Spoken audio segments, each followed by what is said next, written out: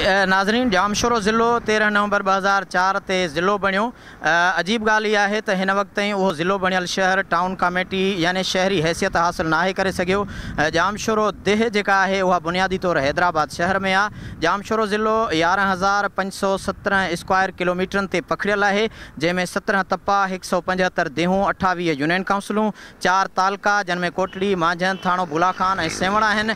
ऐं सफ़री सहूलत लाइ super highway, national highway, Indus highway, Lakhra power house ऐं गॾोगॾु जिथां बिजली ठहे थी लाखड़ा पावर हाउस ऐं थर्मल पावर हाउस हिन जामशोरे जा अहम पावर हाउस आहिनि।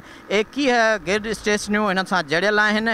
ऐं तव्हांखे ॿुधायां त ही हायर सेकेंडरी एजुकेशन जे हवाले सां पाकिस्तान जी अहम ऐं क़दीम Sindh university, Mehran engineering university, Liaquat medical university.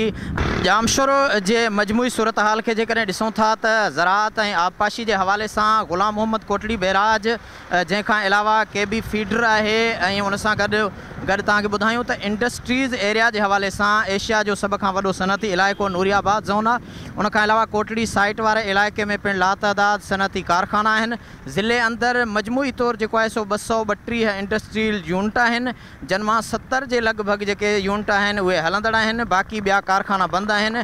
ऐं जामशोरो में तेल, गैस, कोयले, मार्बल, जिप्सन ऐं ॿियनि धातुनि जा तमामु वॾा ज़ख़ीरा मौजूदु आहिनि। जामशोरो वाहिद ज़िलो आहे जिते लास्मो, पार्को जेके गैस निकिरंदड़ कंपनियूं आहिनि, ANI जेका कंपनी आहे मल्टीनेशनल, उहा हितां जे उन गैस ऐं ऑयल जे हवाले सां कमु करे रही आहे, ॻोल्हा में रुधल आहे।